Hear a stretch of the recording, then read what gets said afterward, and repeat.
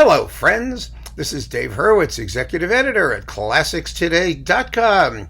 Now, I just finished a talk on Sibelius' Fifth Symphony, and hot on the heels of my collecting the performances that would go into that came this.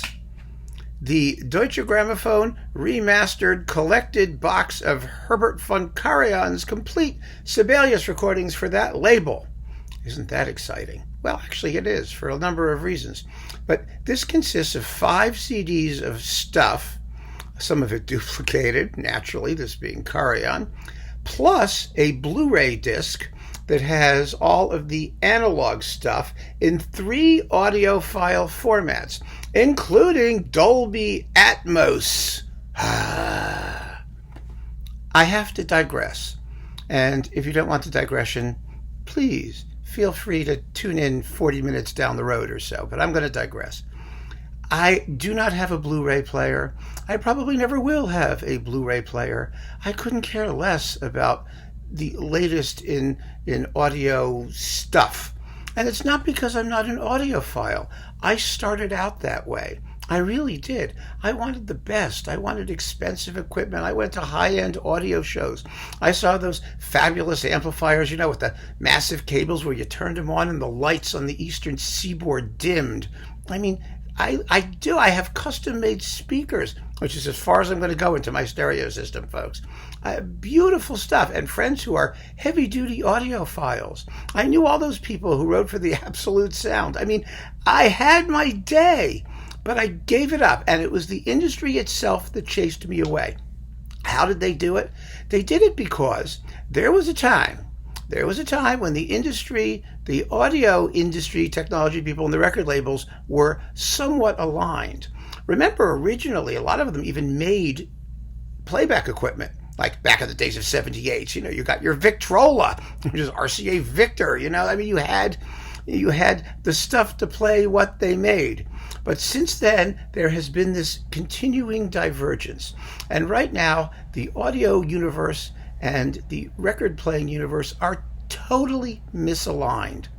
It's so aggravating. And it all started, quite frankly, with the amazing conflict. It started with digital recording. Let's just keep it that way. And digital sound carrier media. Because what happened is, you can put the digis in any number of different places and play them back in any number of different ways. And the big fight, as usual, remember Sony, there was Betamax and there was, it was like that. And I remember vividly in the 90s going to these trade shows where you had DVD audio versus, what was it, SACD sound? It was something like that. I don't even remember at this point. And they were competing. They were doing this. And the record labels were making things in all of these different formats. And remember, they also had those little digital audio cassettes, DATs, digital audio tape, the DAT player, that lasted for 15 minutes. And what were we supposed to do as critics? And laser discs, remember laser discs? Those big LP things. I had a Laserdisc player. I had it. I had them. I really did. It was just lunacy. It was absolute lunacy. You had to have an entire stack of playback equipment to accommodate all of these different formats. And in addition to that, the record labels themselves didn't support any one of them. Nobody got together as an industry-wide group and said, okay, we have to pin our tail on one particular donkey and go with it. And it was just outrageous. It still is outrageous. And so now we have Blu-ray, we have Blu-ray players, we still have some DVD audio things running around, we have SACD compatibles, we have SACD surround sound. It is a joke, frankly. It's just a joke. And I'm not playing the game. I don't think it's funny. I just think it's an expensive waste of time, even if the technology is marginally better. And I have heard Blu-ray players and Blu-ray discs, and some of them really do sound better. No question about it. I think surround sound was a huge mistake for most of classical music. It doesn't sound better. But still, I can tell you some stories about audio demos. Maybe that will be a whole nother talk. We'll get to that at some point because it's very, very funny how this all shook out. But in the meantime, the industry has no consistent standard, which fits the fact that they have no consistent release program and no consistent policy to do anything. And, I can only deal with one mega level of inconsistency and insanity at a time. And I am not getting into the audiophile brand of it. I just am not. So I'm just letting you know. This has 3 different Dolby Atmos, Dolby Audio, Pure Audio, Blu-ray. It's all in here. And if you care about that, knock yourself out. I'm listening to this stuff in good old stereo. I also think this is the audiophile, and I'm just bloviating here, and I'm sorry, but I just have to. This is the audio equivalent to the market saturation of the classical CD world.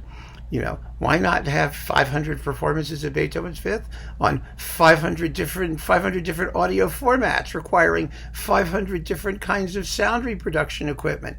Never mind streaming audio and purely digital, non-physical media. And LPs are back. What the hell is this? It's insane. So I'm not dealing with it. So anyway, I have now dealt with the fact that I'm not dealing with it for far too long. Let's talk about Karajan and Sibelius. Karajan was a great Sibelius conductor. Let's not kid ourselves. And it's important to keep in mind, he had been doing Sibelius for his entire career.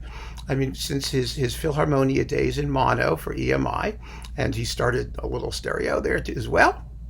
And then he took it to Berlin.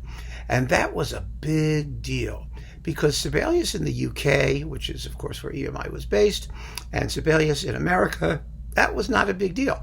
We had a long-lasting and vibrant tradition of superb Sibelius. But Sibelius in Central Europe was a whole nother kettle of beans. And in those days, LPs particularly, they didn't travel particularly outside their borders. Deutsche Grammophon was a German label, sold in Germany. Yes, you could get them outside of Germany. We had them in the United States in the expensive import area. And this was well past, when Karajan Sibelius first came out on Deutsche Grammophon, it was about 1964. And he did a lot of it in 1964. They have the dates here for everything, and it really is 64, 65, somewhere in there, 67, 64. Yeah. I vividly remember I was 3 years old when his first Sibelius recordings came out. And I remember so well, running around the house with my little clothes in play, listening to his Sibelius, Hoy but Karajan. He was great. As you can see, my pronunciation has improved considerably since then, although some of you might dispute that. But the point is that and I wasn't listening to it when I was 3, in case you really thought I was serious. No, that wasn't the point. These made a huge impression. They really did, because you had what was, Europe's premier record label with Europe's premier orchestra doing Sibelius, doing something besides Beethoven. Karajan in 63 had just come out with his Beethoven cycle, and now he was redoing Sibelius in Germany. However, that leads to another question, another interesting observation I have in the bookie here. They have a wonderful, wonderful little essay here about Karajan and Sibelius called "Don't Ask Why: Karajan's Little-Known Love of Sibelius." Well, we all knew about it, that is true. But one of the things they say here in this bookie, it was surprising, mused the Berlin Philharmonic's long-standing intendant, Wolfgang Stresemann, that an Austrian conductor like Karajan felt drawn to this harshly Nordic and often rough tune, it says, rough tune. I think they mean rough hewn, but we'll just say rough tune and angular music with its powerful grandeur and darkly veiled beauty, unquote. That was surprising. We need to unpack that statement a little bit. I am constantly astonished at the parochialism of the European mind. It really is astonishing. Yeah, when you grow up in the United States, this is just an observation I have. Again, it may be controversial. We tend to think of distance in a different way than people in Europe do, because I can drive for 5 days and not run into anybody who doesn't speak good old American English. Maybe they have a twang, but I get it, right? But no, Helsinki is a 2-hour flight from Vienna. What's the big damn deal? You could drive it. It's basically the distance from New York to Miami. And, you take a couple days, you can drive it. It's really amazing that they think that, Sibelius is this creature from outer space that nobody knows in Germany. But that really is true. Partly it's a function of language. Partly it's a function of culture. But there's this totally different sense of distance in Europe from one place to the next than there is in the U.S. And the idea that an Austrian guy could actually listen to Sibelius, it's like, what are they talking about? I mean, in the United States, all of our conductors were from Europe. And they were supposed to play everything. And Koussevitzky was the big Sibelian here, and Toscanini did Sibelius. Everybody did Sibelius. So who cares if Karajan does Sibelius? But in Germany and particularly Austria, because there is no country in the world that is more parochial than Austria in anything. I mean, they gave us Bruckner. They have to be parochial. But seriously, it was a big deal. It was a big deal then. Although I still don't see Stresemann sort of suggest that there were like hundreds of thousands and millions or tens of millions of people scratching their heads going, oh, why is Karajan the Austrian playing Sibelius? I don't think the audience was that large, and I don't think their puzzlement was that great, but that's me. But it was a big deal. It was a big deal in the European record world and classical music circles that Karajan was such a consistent advocate for Sibelius. Of course, here in the U.S., we had Ormandy, and we had Koussevitzky, and we had Toscanini, and we had Bernstein, and they're all doing Sibelius. And in the U.K., you had Beecham, above all, really, Beecham, and Anthony Collins, who I despised. His performances were horrible, but they were there in the 50s. And, some other folks running around doing Sibelius. And they had Karajan. Let's not forget, with the Philharmonia. So that was all.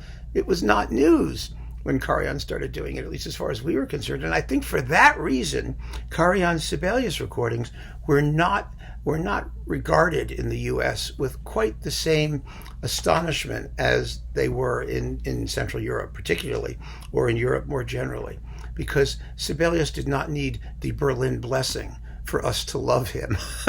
But it certainly wasn't the case elsewhere. So these were important recordings. Let's just leave it at that. These were important recordings, and they are very great recordings. More importantly than how important they were and how significant they were, they really, really were major recordings, major statements in terms of the quality of the playing and even the quality of the sound for the mid-60s Berlin Deutsche Grammophon recordings. Some of them sounded beautiful, and they sound beautiful here. So what's on here? Let's go through it and just talk about what's on here, and we can talk about the performances as they come. First, Symphony No. 4, one of the great ones, and the Swan of Salmonella. As we used to call it, the Swan of Tuonela. You know what it is. And yes, and very, very beautifully played, as you might imagine. And then the 5th, I just talked about the 5th. As I mentioned there, I kind of prefer Karajan's EMI 5th and his EMI tone poems too, for their greater edge and rawness, which is just, that harsh, rough-hewn, rough-tuned, whatever Stresemann said about it. Oh, by the way, I just have to say, this little Don't Ask Why thing, it's called Don't Ask Why, this essay. It's called Don't Ask Why because Karajan said, oh, I don't know why I like Sibelius. Don't ask me why. So that was how it got there. But in German, it's rather different. It's Man frage nicht nach dem Warum. That's Don't Ask Why? Not exactly. It's one must not ask about why, which is rather different and somewhat more poetical, I think. But, anyway. So there we are. Symphony number 5, like I said, I think his EMI one is a little bit better, but this is a great fifth. Let's say, who are we kidding? And it comes with tapioca. No, I mean, tapiola. Tapiola. In Finnish, la is a place. It's the place suffix.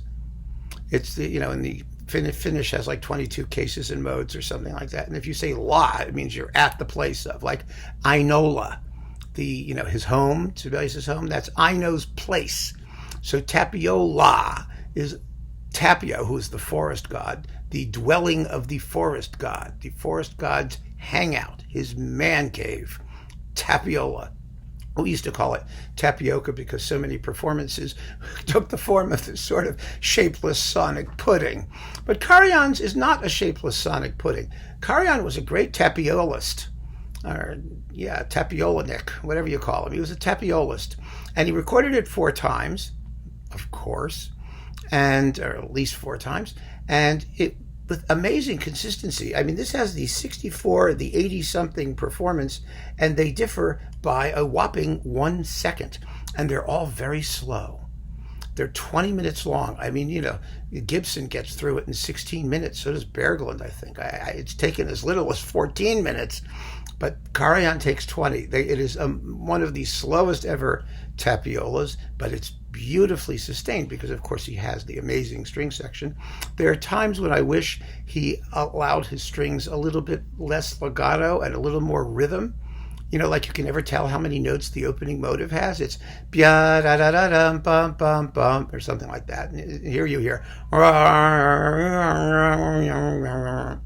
But again, that was his style. And the climactic storm. Holy mackerel. The digital storm sounds a little better than the analog storm, but the analog storm sounds better at the beginning of the analog storm and less good at the climax, because I think the digital recording just has a little more amplitude to be able to contain these massive climaxes that Karajan builds. I mean, he's got a huge dynamic range, but wow, this tapiola is intense and spooky and brooding and very tapio-like. So yes, it's amazing. Absolutely amazing. And they're both really, really fabulous. I mean, that right after the storm, when the strings do that, that, oh my God. It is the most terrifying sound in all of instrumental music. And if you look at how Sibelius does it, it's so wonderful with Sibelius. It's so simple. I mean, he's just got all the violins in there, the cellos, they're all screaming at the top of their range. And somehow, by spacing that chord the way he does, he creates a primal howl unlike anything else in all of music. It's genius, folks. Okay, then we get Symphonies 6 and 7. These are amazing performances. 6th is really one of the all-time great ones. And of course, he did it again. And his last one, the digital one, that one I don't prefer over the DG because it's terribly, terribly fast. It's also very beautiful, but it's really, really fast. And I think that this was one of those familiarity breeds contempt moments, because his earlier one for DG is a little bit on the slower side, but boy, is it beautiful. It's wonderful. The 7th is terrific, organic, cohesive, magnificently played, of course, very nicely recorded. And then we get the violin concerto with Christian Ferris. I think it's wonderful to have this violin concerto back. It's an awfully good performance. Ferris is one of those violinists who nobody talks about anymore. He was a wonderful, wonderful player. He did a lot of his concerto recordings with Karajan, and it says something about the man because he holds his own. Karajan was miserable with soloists. He didn't get along with them. He made very few concerto recordings because he couldn't control what they were doing. He couldn't control the sound the way he wanted to. And the fact that he got along so well with Ferris and they made so many excellent recordings together is really a sign that something impressive was going on there. And then he did Finlandia. Karajan was a great Finlandiist as well. Finlandianer, let's call him. Yes, he recorded Finlandia about 87 times, maybe 88. And it's always very good. But again, I prefer that EMI one because of the snarl of the opening with the brass. But it's still mighty impressive. And again, the timings are the same from one performance to the next because you get more than one. We'll get there in a minute because these are the earlier analogs. Then Vals Triest. Okay, it's Vals Triest. Next, we get to the disc of digital tone poems, Finlandia, The Swan of Tuonela, Vals Triste, and Tapiola. And you know what to expect because he was so consistent. The only minor differences are in the sonics and the balances that they produce. But, you're getting Karajan's version of insert name of work. But here you also get Peleus et Mélisande. Oh, what a gorgeous performance of that. That we get. Oh, it's just wonderful. Absolutely wonderful. I mean, the At the Castle Gate, which is mostly strings, was the kind of thing Karajan did so well. It just has this big, beefy richness that's completely the antithesis of all of these cute little theater orchestra and chamber music performances. And it really goes to show that bigness of scale was in the music all along. And the solo playing is exquisite. It's a gorgeous, gorgeous performance of the suite. He does leave out, I think he leaves out here that tiny little bit of by the seaside music. No, by the sea, Adagio. I'm on drugs. It's right there. Okay, I'm happy. That's what you get. And then there's the blue thing that comes afterwards that I'm not dealing with. So Karajan's Sibelius is a must-have, obviously, for anyone who is a Sibelian. And if you can get separately that little EMI box of his Sibelius, then you're really in business. Then you get all of it, because he didn't do the early Sibelius symphonies. He did number 1 for EMI, and it's a great number 1. That's exciting. And he did number 2 for EMI, which just sucks. I mean, he did it twice, actually, and it was never very good. And Karajan himself confessed that he didn't care for the first 2 symphonies all that much because, he maintained, they reminded him too much of Tchaikovsky.